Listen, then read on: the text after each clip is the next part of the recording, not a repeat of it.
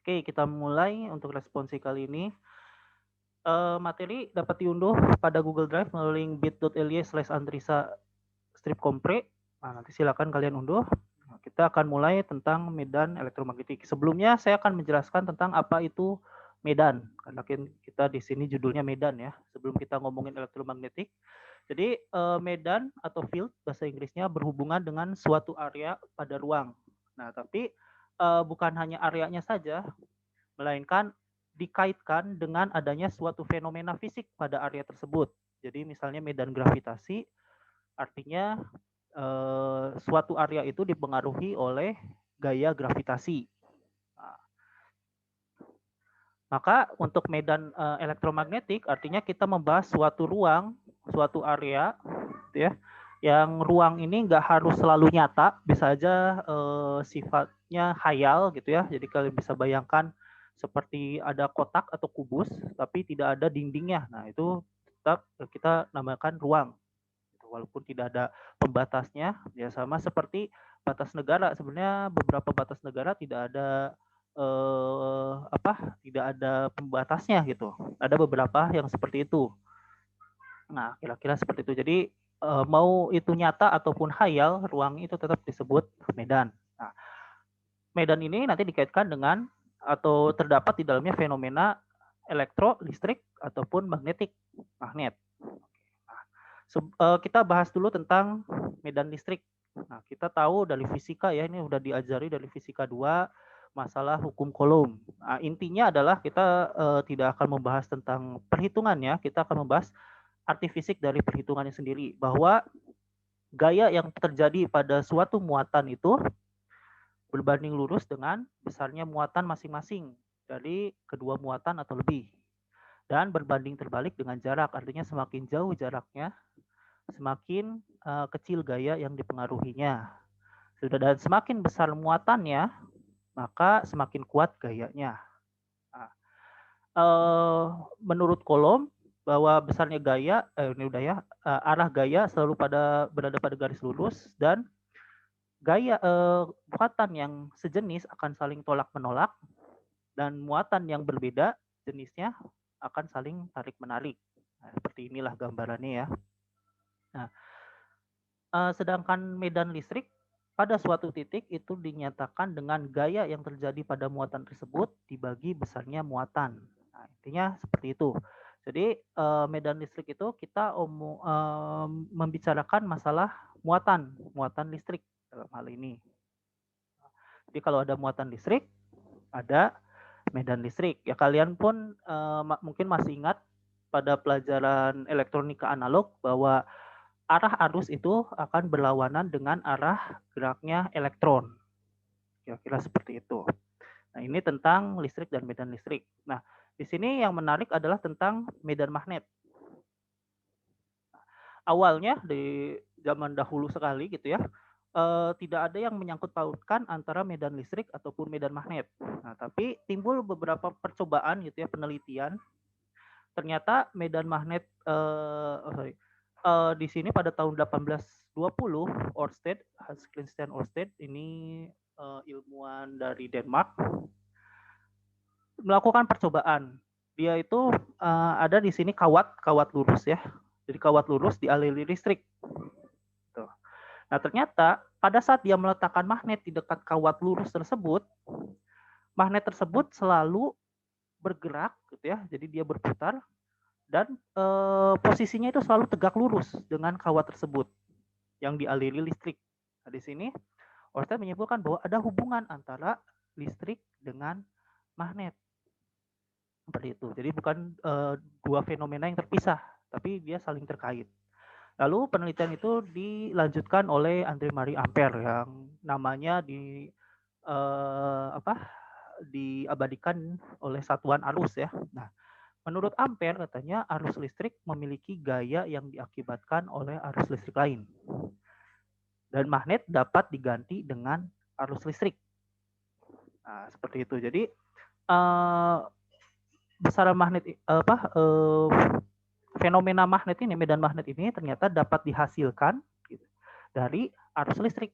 Nah, kita tahu ya waktu SD Mungkin masih ingat ada yang percobaan namanya induksi listrik. Induksi magnet ya, induksi listrik yang dililitkan gitu, terus dia listrik tersebut bisa menempel benda-benda yang terbuat dari logam. Nah, kira-kira seperti itu. Jadi bisa magnet itu dapat diganti dengan arus listrik atau arus listrik dapat berubah menjadi magnet. Nah, karena yang dulunya itu kita yang namanya medan magnet itu dihasilkan dari sumber magnet permanen. Jadi berbeda arus yang dihasilkan dari muatan. Nah, sedangkan magnet itu sumbernya itu hanya sumber magnet permanen. Gitu. Kalau listrik ada muatan listrik, magnet itu nggak punya yang namanya muatan magnet. Magnet selalu punya dua kutub, seperti itu, positif dan negatif, seperti itu. Nah, penelitian berikutnya dilanjutkan oleh ini dua orang, Biot-Savart yang terkenal nanti dengan hukum Biot-Savart. Ini dua-duanya dari Prancis, sama seperti Ampère tadi. Biot-Savart di sini lebih mendetailkan pernyataan atau penelitian yang dilakukan oleh Ampère. Dia menentukan intensitasnya, menentukan besaran medan magnet dari arus listrik yang mengalir. Nanti ada rumusnya. Nah, itu hukum Biot-Savart.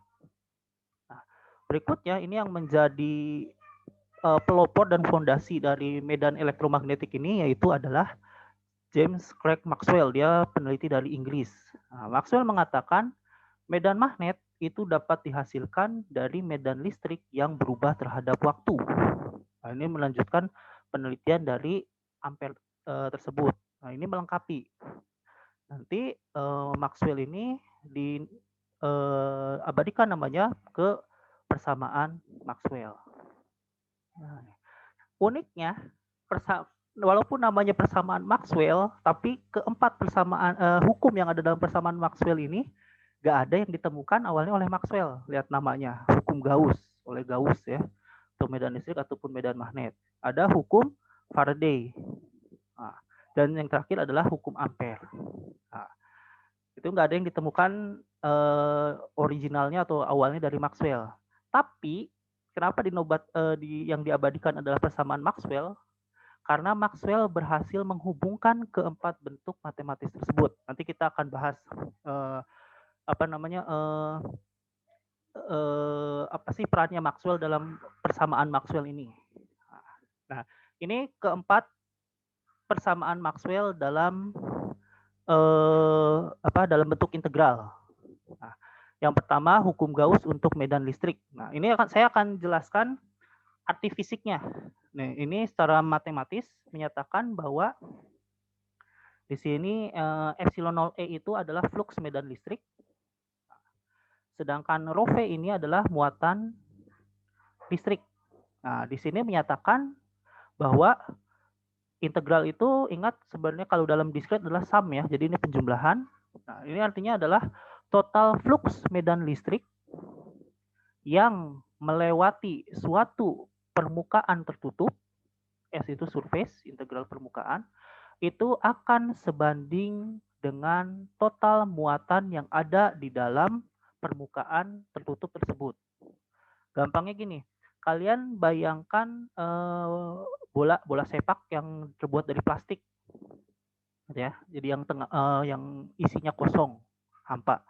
Nah, kalau misalnya di dalam bola plastik itu ada muatan, ya, ada muatan, maka muatan tersebut akan menghasilkan suatu gaya-gaya medan listrik atau disebut flux medan listrik. Nah, jadi besarnya muatan itu akan sebanding dengan banyaknya flux yang keluar atau mungkin yang masuk gitu ya. Ya pokoknya yang melewati permukaan tersebut. Gitu. Jadi kita bisa menentukan berapa besarnya medan listrik dari total muatan yang ada atau kebalikannya. Kita bisa menentukan berapa besarnya muatan di dalam permukaan tersebut kalau kita tahu besarnya flux medan listrik yang ada. Seperti itu. Nanti akan dijelaskan berikutnya. Nah, ini saya tidak minta kalian untuk menghafalkan ini, tapi kalian harus bisa memahami gitu arti fisik dari persamaan ini. Nah, sedangkan untuk hukum Gauss untuk medan magnet ini juga sama. B ini adalah flux medan magnet. Jadi ini fluxnya ya, bukan medan magnetnya. Nah, di sini ini artinya sama. Jadi besarnya flux medan magnet yang melewati suatu permukaan tertutup itu akan sama dengan nol. Apa maksudnya sama dengan nol? Bahwa jumlah flux yang keluar dari permukaan tersebut akan selalu sama dengan jumlah flux yang masuk. Seperti itu. Nah, nanti akan dijelaskan. Nah, berikutnya hukum Faraday. Nah, ini bentuknya seperti ini. Nah, itu nanti ini gampangnya adalah bahwa medan listrik dapat dihasilkan dari medan magnet yang berubah terhadap waktu. Nah, seperti itu. Itu gampangnya arti fisik dari hukum Faraday. Tuh. Sebenarnya kalau matematisnya kita melihat bahwa medan listrik yang melewati suatu garis tertutup itu besarnya adalah medan magnet yang melewati lingkaran kurva tertutup tersebut atau garis tertutup tersebut yang berubah terhadap waktu. Sedangkan hukum Ampere ini kebalikan dari hukum Faraday, bahwa hukum Ampere menyatakan medan magnet dapat dihasilkan dari ini adalah sumber listrik, J itu rapat arus. Jadi kalau ada sumber listrik dan juga ada suatu flux medan listrik yang berubah terhadap waktu. Oke, nanti kita akan menjelaskan lebih detail tentang persamaan Maxwell. Nah, seperti ini. Ini tadi saya sudah menjelaskan bahwa total flux medan listrik yang menembus permukaan tertutup itu sebanding dengan muatan yang dilingkupinya. Nah, jadi kalau ada muatan gitu ya, sebuah muatan atau rapat muatan. Nah, kalau muatan itu satu ya, jadi satu titik satu poin gitu ya muatan. Nah, tapi kalau rapat muatan itu misalnya ada suatu bentuk gitu ya seperti ini. Nah, terus di sininya ada terdiri dari banyak muatan. Kita biasanya melihatnya per volume, rapat muatan per volume. Nah, seperti itu. Intinya yang seperti yang saya sebutkan bahwa flux medan listrik yang masuk atau keluar itu akan sama dengan jumlah muatannya. Kalau muatannya itu positif, total muatan di dalamnya itu positif, maka flux medan listrik akan positif. Artinya dia akan keluar. Fluxnya keluar ya, menuju bola, keluar dari permukaan. Kalau muatan totalnya adalah negatif, maka flux medan listriknya negatif. Negatif itu artinya dia masuk ke dalam. Nah, kalau muatan totalnya nol, artinya muatan positif dan muatan negatif sama-sama besar atau mungkin tidak ada muatan di situ, maka medan listrik yang masuk akan sama dengan medan listrik yang keluar jumlahnya, sehingga hasilnya adalah nol. Berikutnya untuk flux medan magnet, bahwa nah seperti ini ya, kalian ingat yang namanya magnet itu, garis-garis gaya magnet itu selalu kembali dari selalu dari utara ke selatan. Ya. Nah, jadi dia selalu balik lagi ke sumber magnetnya tersebut. Sehingga kalau kita misalnya buat suatu permukaan tertutup, ya dia akan kembali lagi gitu. Jadi flux yang keluar akan sama dengan flux yang masuk. Nah, implikasi dari persamaan ini menyatakan bahwa tidak ada yang namanya muatan magnet. Muatan listrik ada di sini, Q gitu ya. Nah, tapi muatan magnet itu nggak ada. Jadi magnet itu memang dari sumber magnet. Tuh, jadi bukan dari muatan. Nah, itu yang harus kalian pahami. Nah, oke, berikutnya adalah Faraday. Nah, jadi pada tahun 1829 ini di sini tadi dikatakan bahwa Ørsted menemukan bahwa konduktor yang dialiri arus listrik dapat menghasilkan atau berhubungan dengan medan magnet. Nah, Faraday melakukan percobaan seperti ini. Jadi dia membuat suatu rangkaian yang ada loopnya. Gitu. Dibuat loop seperti ini.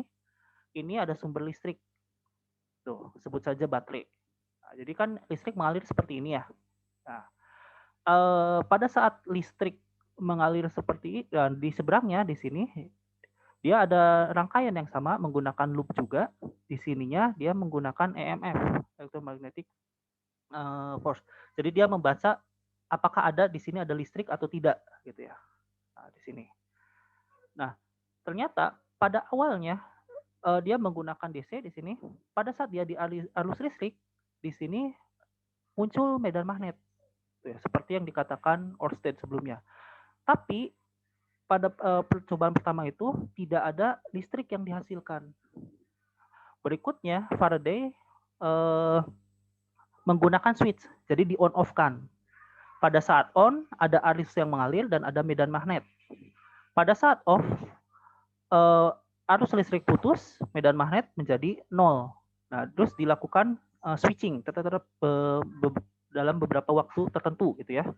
Jadi periodenya cukup cepat. Nah, pada saat dia lakukan switching seperti ini, akhirnya muncul medan listrik di sini.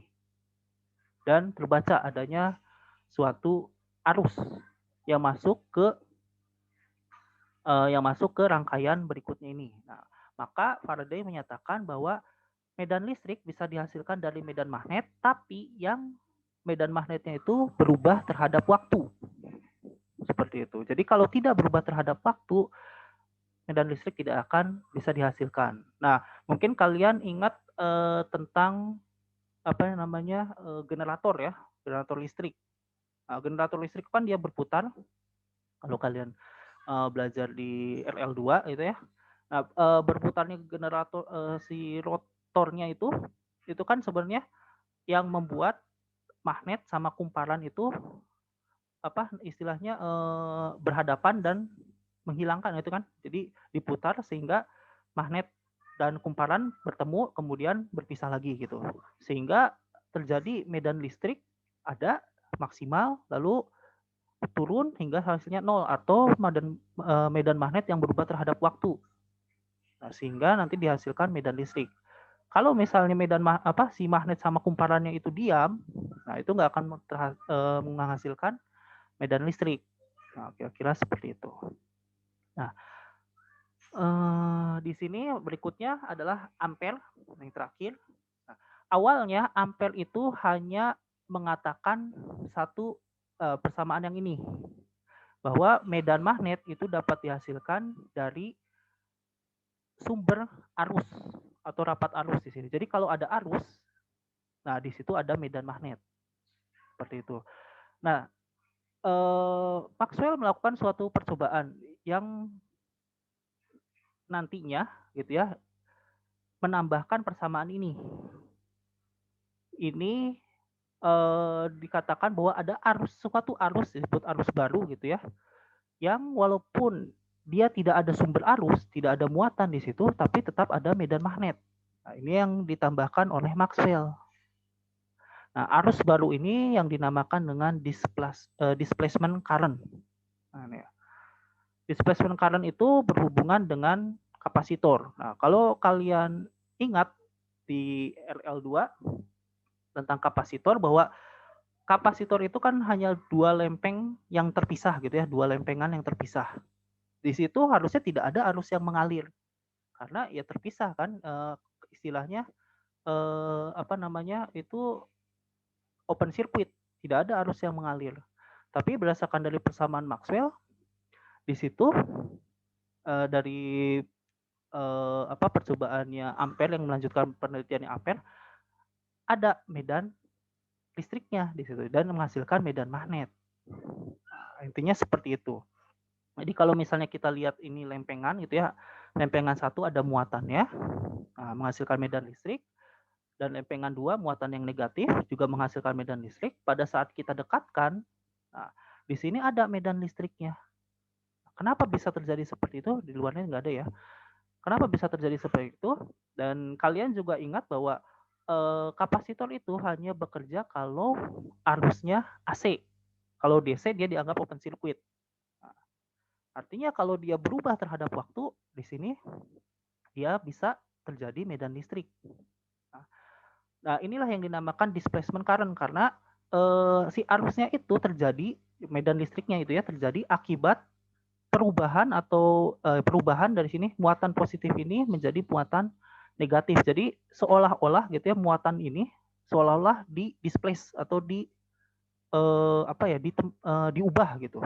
Jadi bukan bergerak tapi seperti diubah, ini minus nanti jadi plus, plus jadi minus dan seterusnya sehingga menghasilkan medan listrik. Dan ada medan magnet. Nah, makanya Maxwell melengkapi persamaannya di sini bahwa medan magnet bukan hanya dihasilkan dari adanya arus atau sumber arus di sini, tapi bisa juga dihasilkan dari medan listrik yang atau flux medan listrik yang berubah terhadap waktu. Nah, seperti itu. Oke, nah konsekuensi dari persamaan Maxwell ini yang ditambahkan pada hukum Ampere itu artinya adalah bahwa walaupun tidak ada sumber listrik ataupun sumber magnet gitu ya, khususnya muatan ya, tidak ada sumber listrik, medan magnet maupun medan listrik itu dapat saling menghasilkan gitu ya. Jadi kita melihatnya di sini.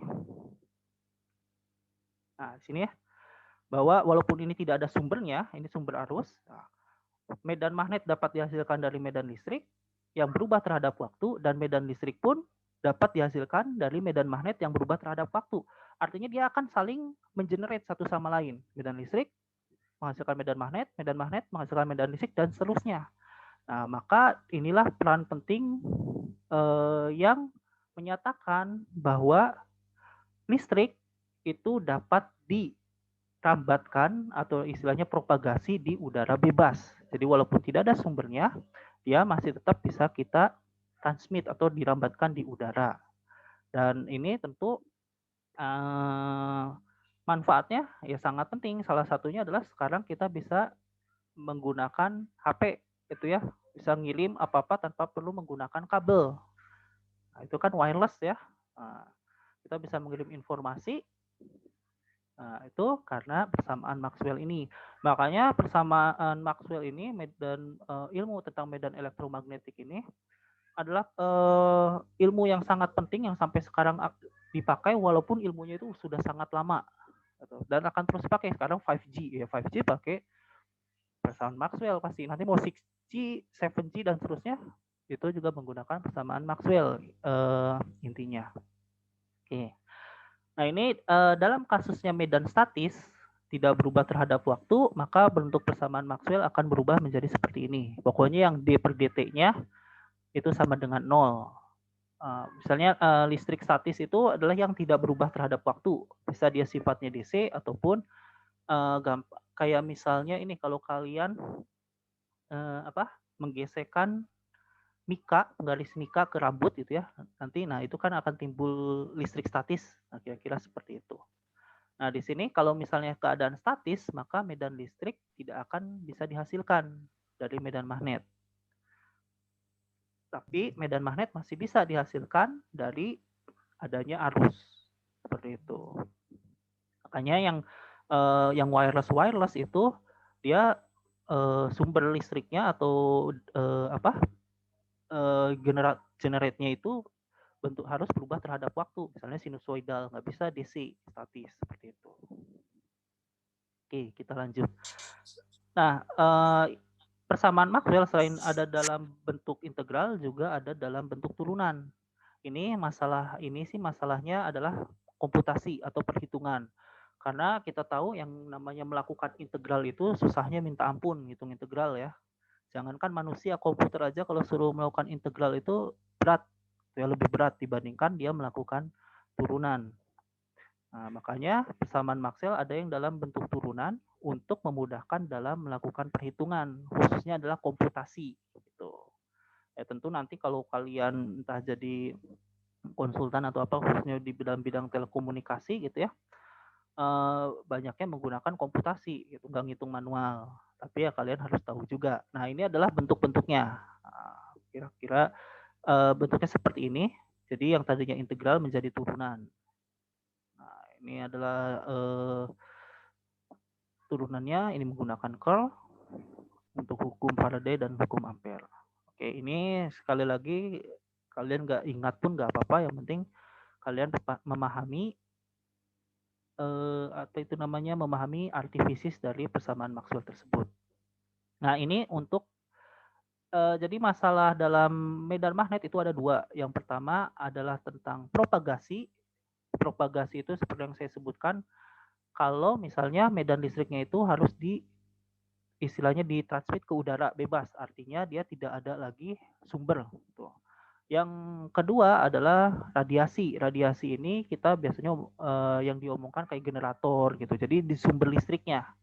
Nah itu biasanya orang TTL ya. TTL biasanya ngomongin tentang radiasi. Jadi ada sumber listrik.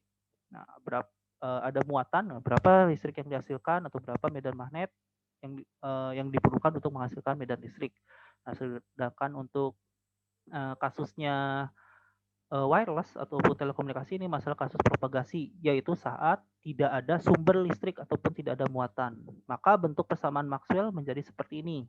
Yang hukum Gauss untuk medan listrik ini menjadi 0 karena tidak ada muatan. Hukum medan magnet pun ini tetap 0 sama. Nah, di sini yang beda adalah hukum Ampere ini tidak ada yang J-nya karena tidak ada sumber. Nah, seperti ini bentuknya. Ini yang menjadi dasar perhitungan untuk menghitung suatu yang wireless atau medan listrik dan medan magnet yang dilambatkan di udara atau dipropagasikan. Nah, kalau misalnya kita bayangkan gitu ya, bagaimana suatu medan listrik ataupun medan magnet dilambatkan di udara, kalian bayangkan bahwa HP kalian gitu ya, pada saat kalian ingin internetan, mau upload, mau download gitu ya, upload ya, kita ngomongin dari HP ke BTS gitu ya. Nah, HP kalian itu mengirimkan yang biasanya disebut sinyal, nih sebenarnya itu adalah medan listrik yang dikirimkan ke BTS. Nah, kalian kalau ingin menggunakan HP, internetan ataupun WhatsAppan, nelpon gitu, tidak perlu menunjuk si HP itu ke BTS kan. Jadi mau kapanpun, mau dimanapun, mau sambil jukir balik pun tetap bisa dilakukan. Nah, itu artinya adalah sinyal yang dikirimkan atau medan listrik yang dikirimkan itu arahnya itu ke segala arah gitu ya. Jadi mau kalian miringkan HP-nya, mau kalian arahkan kemanapun, nah dia tetap bisa mengupload atau misalnya mengirimkan pesan.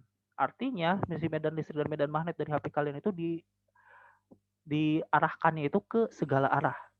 Seperti itu. Jadi bayangkan itu si medan listrik dan medan magnet yang berubah terhadap waktu ataupun bentuknya misalnya disederhanakan sebagai sinusoidal itu dipancarkan ke segala arah, artinya sangat banyak sekali.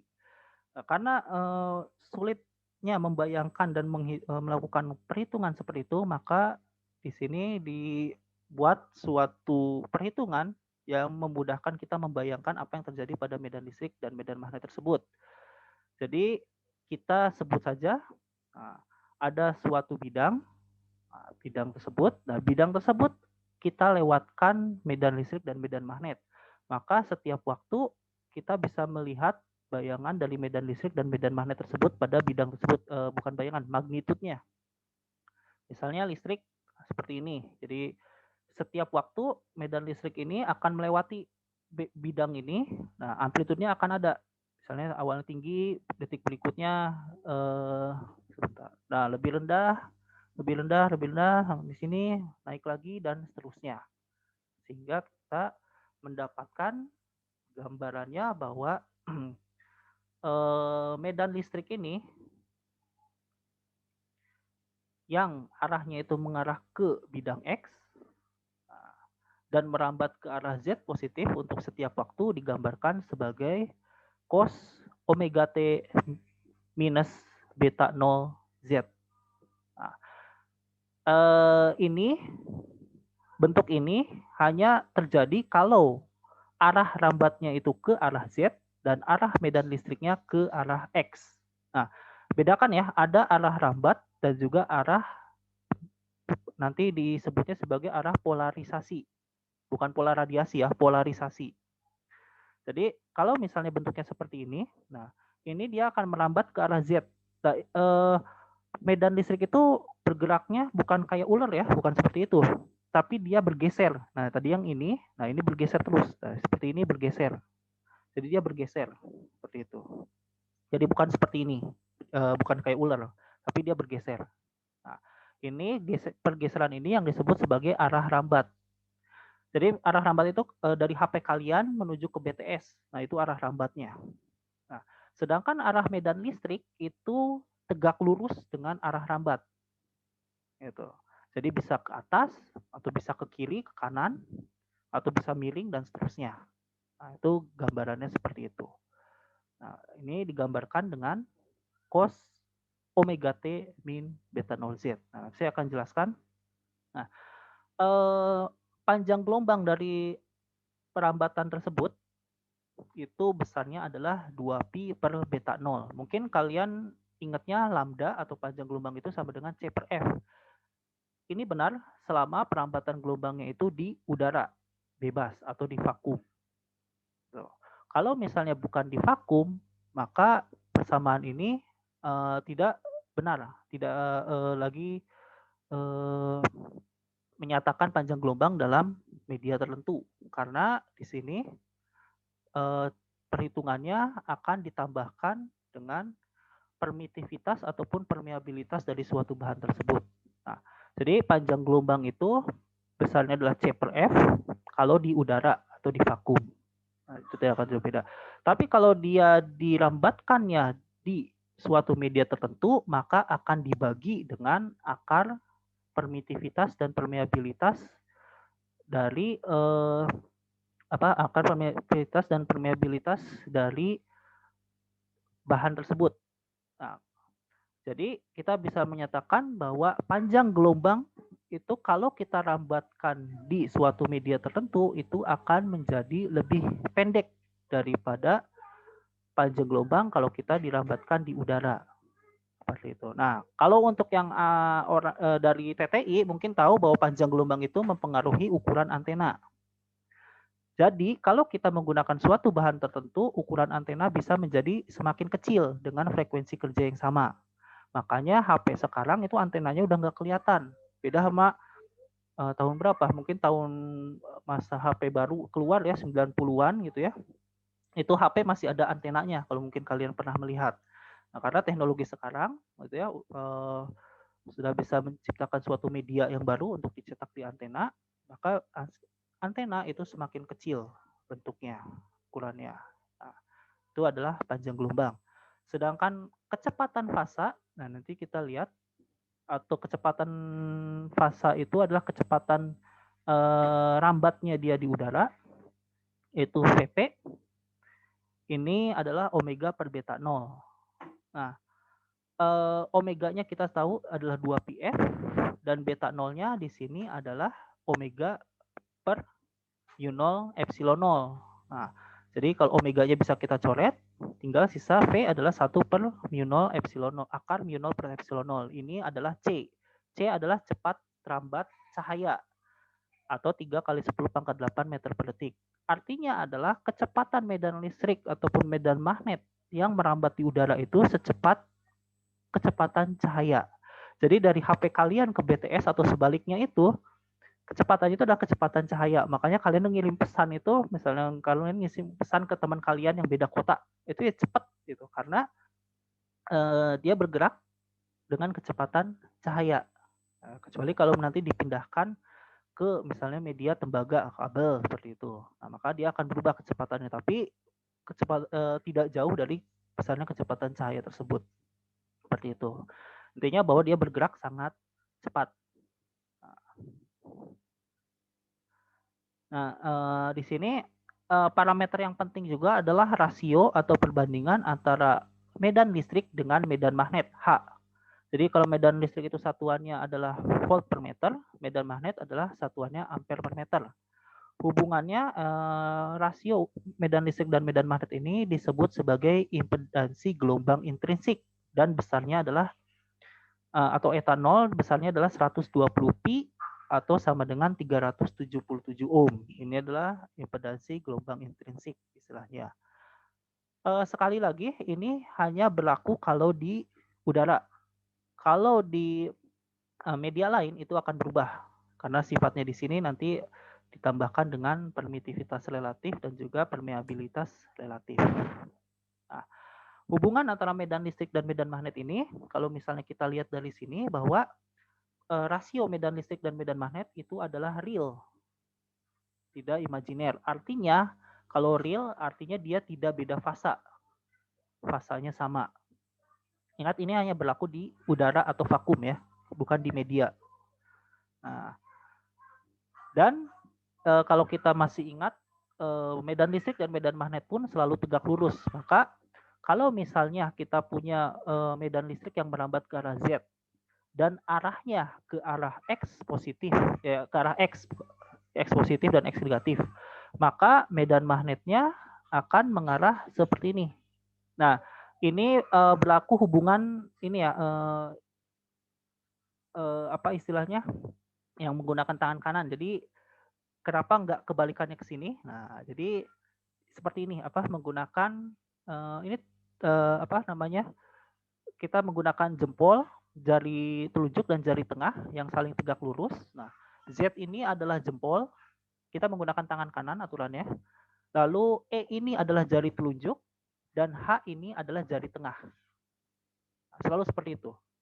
Jadi kalau misalnya kalian coba, Z adalah jempolnya arah rambat, jari telunjuk adalah arah medan listrik, dan jari tengah adalah medan magnet. Nah, akan selalu seperti itu. Nah, ini hubungan antara medan listrik dan medan magnet. Dan ini adalah arah perambatan dari gelombang tersebut. Jadi bergeraknya seperti ini. Nah, terus. Oke. Nah, misalnya contoh soal, suatu medan magnet ini merambat pada arah Z positif di ruang bebas dan dinotasikan sebagai seperti ini. H Z, T sama dengan 4 kali 10 pangkat min 6, ini adalah amplitudanya. Cos 2pi kali 10 pangkat 7 T. Nah, ini kita tahu bahwa ini adalah omega, yang menempel dengan T itu adalah omega. Nah, kita lihat rumusnya nanti di sini. Nah, ini kan, ini E. Tadi karena rasio E dan M itu adalah apa namanya, real, maka bentuknya pun akan sama seperti ini. Jadi yang menempel dengan T adalah omega. Omega adalah 2πf, kita ingat. Nah, oke. Nah, ini 2πf. Nah, artinya ini adalah F-nya kan, dikurangi beta 0 Z. Nah, beta 0 ini adalah konstanta fasanya. Nah, yang harus kalian perhatikan seperti ini. Pertama, kalau misalnya ininya minus beta 0 Z, artinya dia merambatnya ke arah Z positif. Nah, kalau plus, artinya dia merambat ke arah Z negatif. Seperti itu. Yang kedua, ini adalah arah dari medan magnetnya. Kalau ini E berarti medan listrik, kalau H berarti medan magnet. Artinya medan magnetnya ke arah Y. Gitu. Jadi beta 0 ini adalah arah rambatnya yang menempel dengan beta 0, konstanta fasa. Sedangkan yang di belakang ini adalah arah dari medan magnetnya. Jadi jangan ketukar ya antara arah rambat dengan arah polarisasi medan listrik ataupun medan magnet. Yang pertama ditanyakan adalah tentukan konstanta fasa dan panjang gelombang. Nah, rumusnya ada di sini. Nah, kalian bisa pakai panjang gelombang adalah bisa langsung C per F atau 2pi per beta 0. Nah, jadi tinggal 2pi per beta 0. Nah, rumusnya, nah berarti beta 0 adalah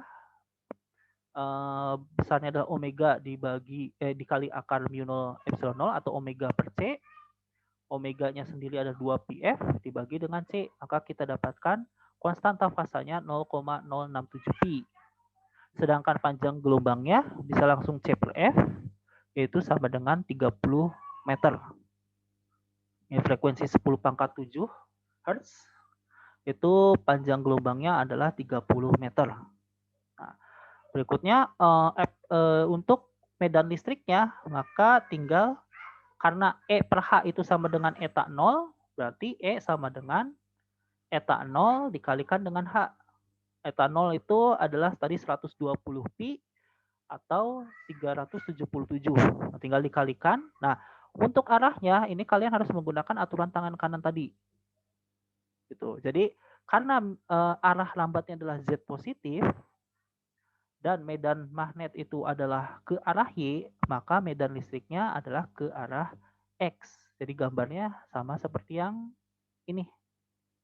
Nah, itu yang harus kalian perhatikan baik-baik bagaimana arah dari medan listrik, medan magnet, dan arah lambatnya. Nah, oke, seperti itu. Oke, yang sedikit saya jelaskan lagi adalah arah ini tadi saya sebutkan adalah yang namanya polarisasi. Dalam kasus ini polarisasinya adalah polarisasi horizontal. Ada yang polarisasi vertikal dan ada juga yang polarisasinya adalah gabungan dari keduanya atau bisa menjadi elips ataupun lingkaran. Nah, polarisasi ini penting untuk nanti pentingnya untuk menentukan posisi si penerima dan juga si pengirim. Nah, kalau misalnya kalian tahu misalnya menggunakan antena TV yang di luar gitu ya, pasti dipasangnya selalu bentuknya seperti itu, nggak mungkin dimilingin. Seperti itu. Artinya dia memiliki polarisasi horizontal ataupun vertikal. Biasanya vertikal seperti itu ya. Nah, tapi kalau misalnya HP, kalian nggak perlu untuk menelepon atau internetan ditegakin HP-nya. Mau kalian sambil tiduran, mau sambil jungkir balik, HP-nya tetap bagus dalam menerima sinyal ataupun mengirimkan sinyal. Artinya HP tersebut polarisasinya itu bisa vertikal ataupun horizontal atau dalam hal ini bisa bentuknya adalah elips ataupun lingkaran. Nah, itu pentingnya polarisasi. Tapi bentuk polarisasi pasti nanti akan perhitungannya semakin ribet lagi gitu. Cuma keuntungannya adalah lebih praktis, posisinya bisa dilakukan dalam posisi manapun seperti itu. Oke, hanya itu yang bisa saya jelaskan untuk untuk materi dari respons ini.